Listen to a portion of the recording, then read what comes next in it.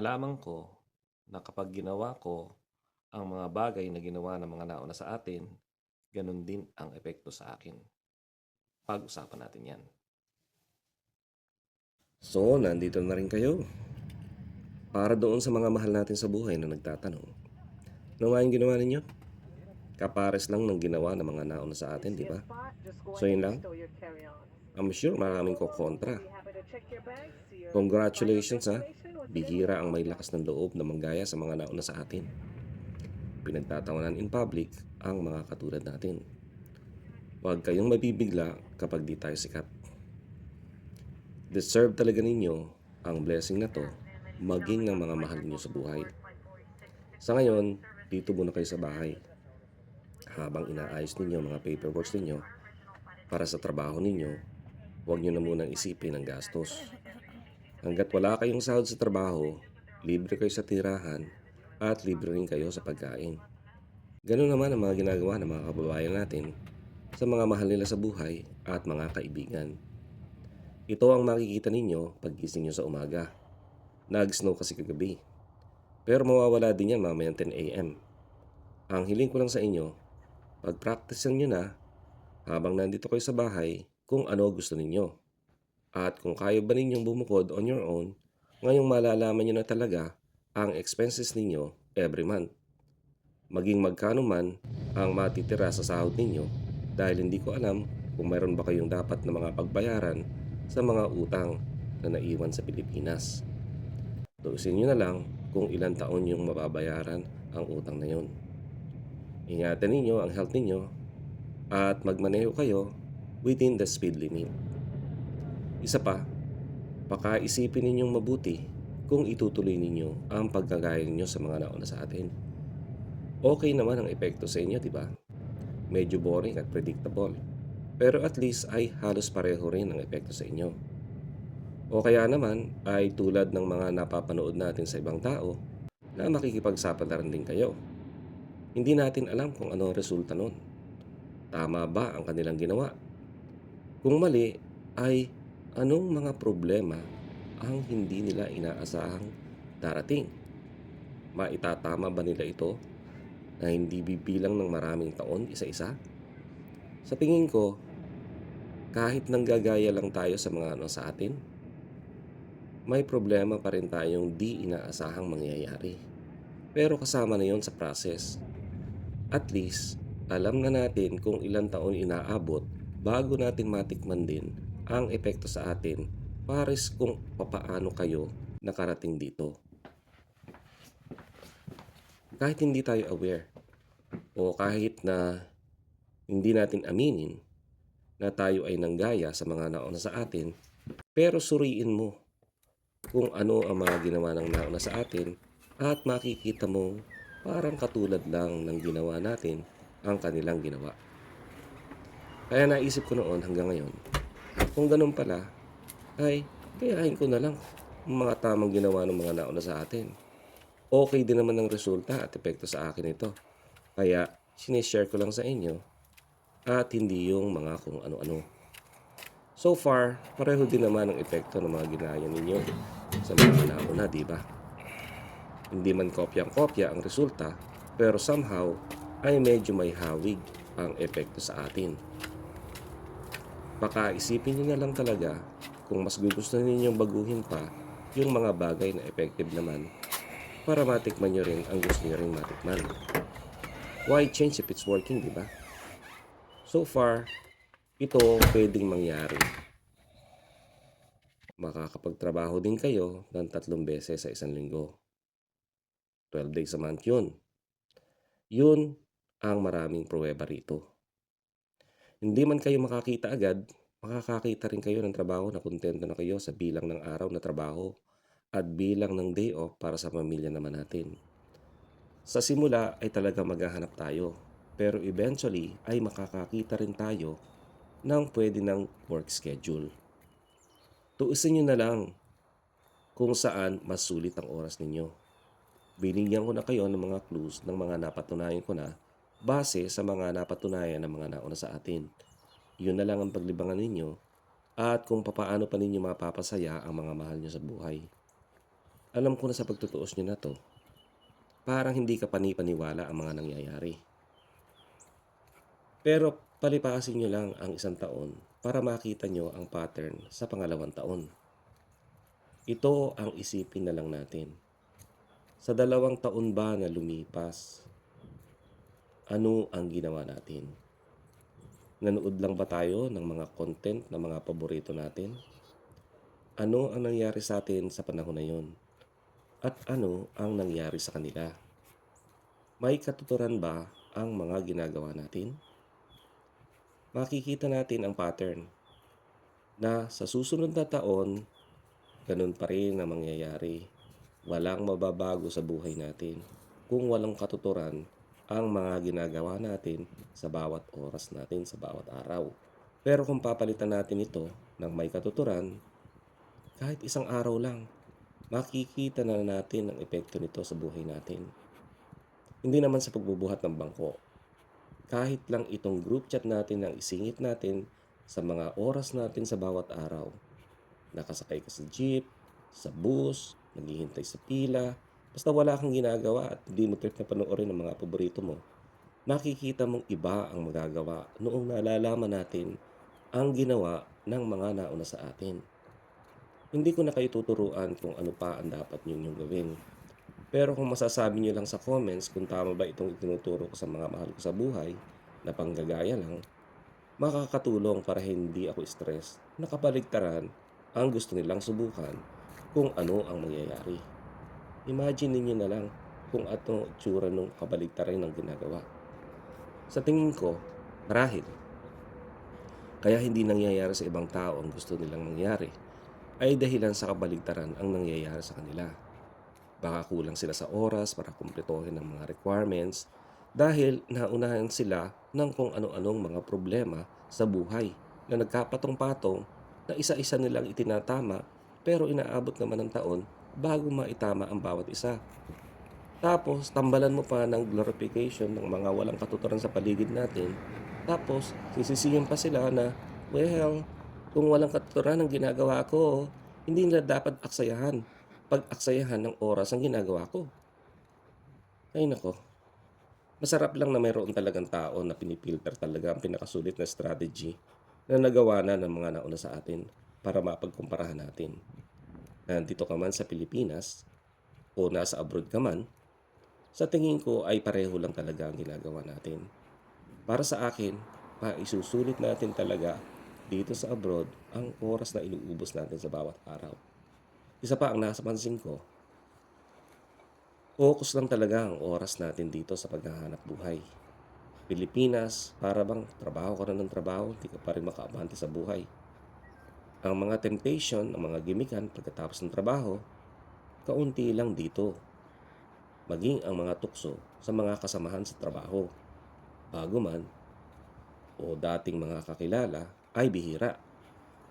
Pamilya lang talaga ang focus kung paano mapapanatili pa natin ang nakakaraos naman nating buhay. Ito ang masasabi kong malaking advantage na nandito tayo sa abroad. Pagdating naman sa kitaan, napagchatan na natin yan.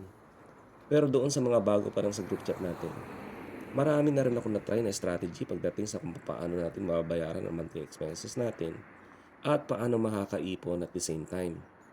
Ito ang tinuturo ko sa mga mahal ko sa buhay.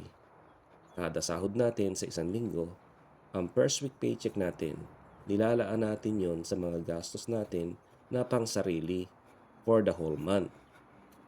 Ito yung mga panggastos natin, pamasahe sa bus, pambili ng toothpaste, deodorant, etc. Pambili ng kung anong gusto natin. Pagkasyahin na natin yon for the whole month. Dahil next month, mayroon na naman.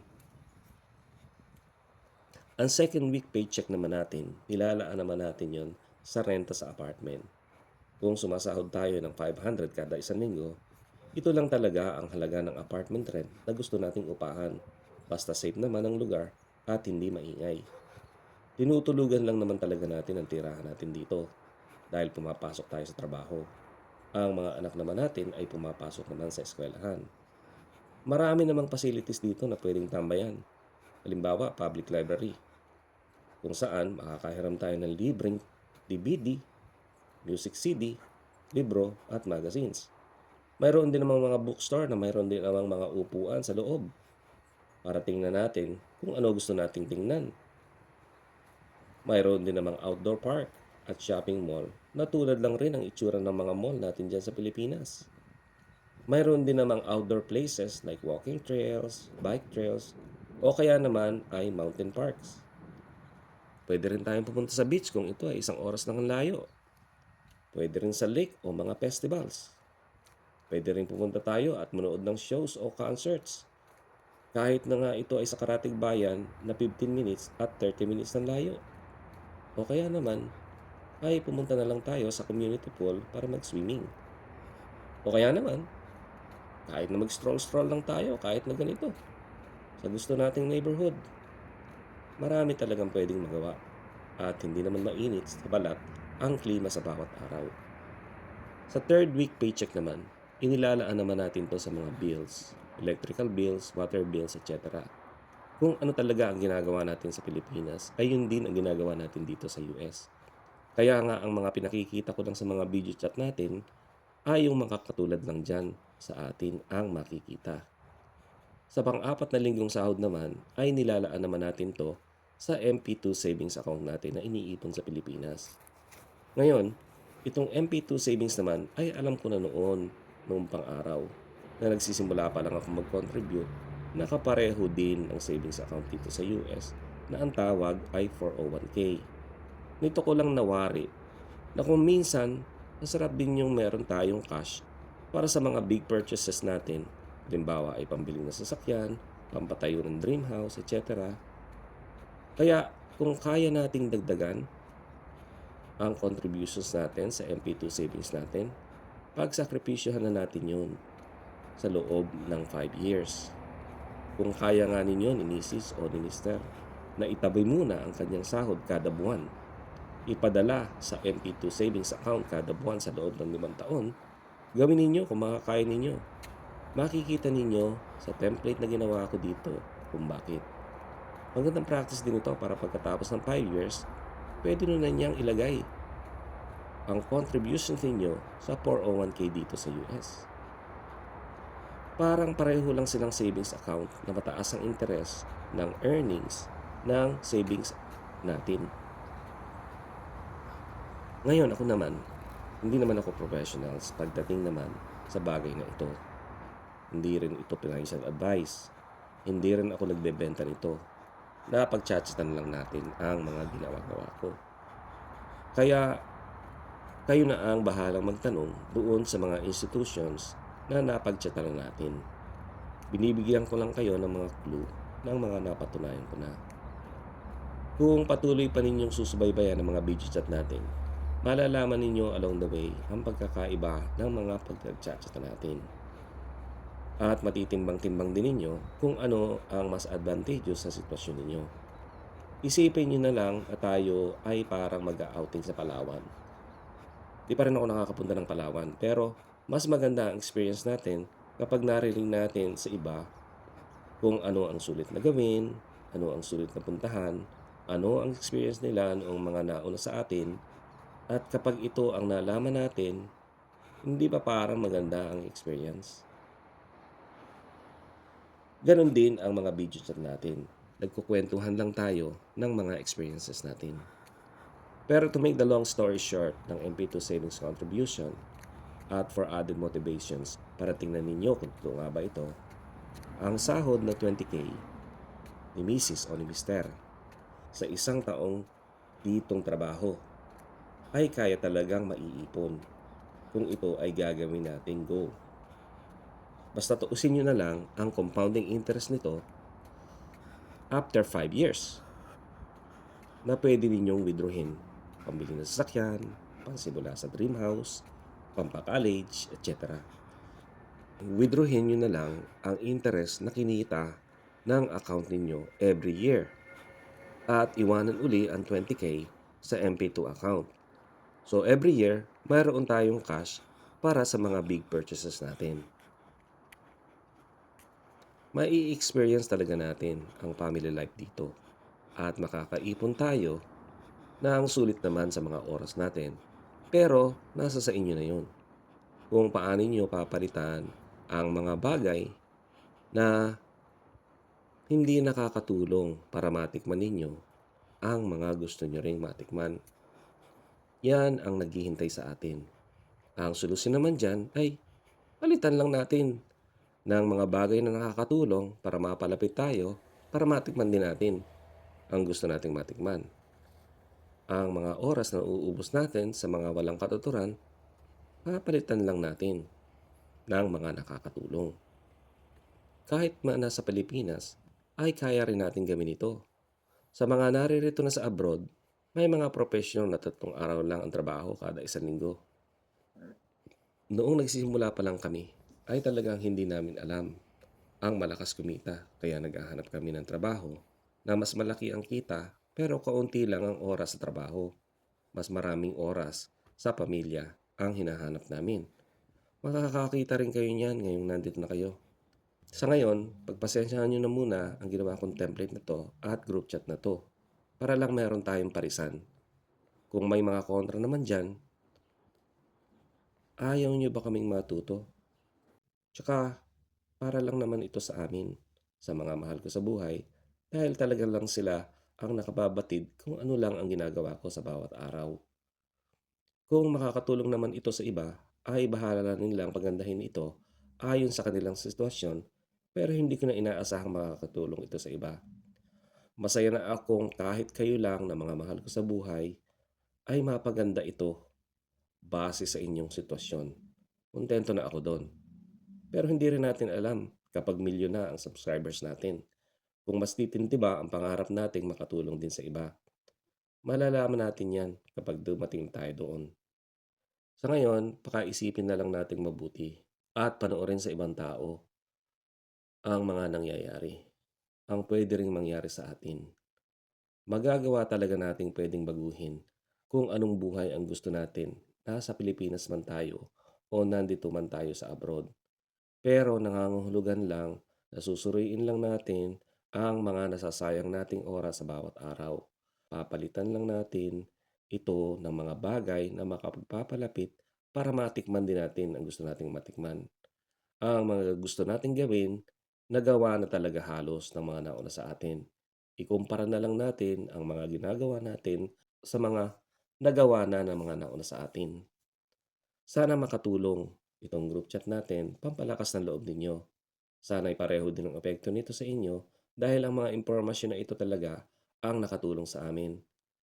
Alam kong walang kalatoy-latoy itong video natin at pinapakita ko lang sa inyo ang pagkakahalintulad ng itsura dito sa kapares lang ng nandyan tayo sa Pilipinas. Pero welcome for ideas para marating agad natin ang million subs para talagang maging project natin na makatulong tayo sa iba. Buhay naman natin ang baguhin natin. Buhay naman natin ang project natin. Tuusin natin kung ilang taon na ang nagdaan. 2, 3, 5 taon na ba? Tingnan natin ang nangyari sa iba at ano naman ang nangyari sa atin. Huwag na nating ipagpatuloy pa ang pattern. Buhay naman natin ang pagandahin natin. Sana nakatulong talaga. Sa susunod, iba naman pag-chat natin.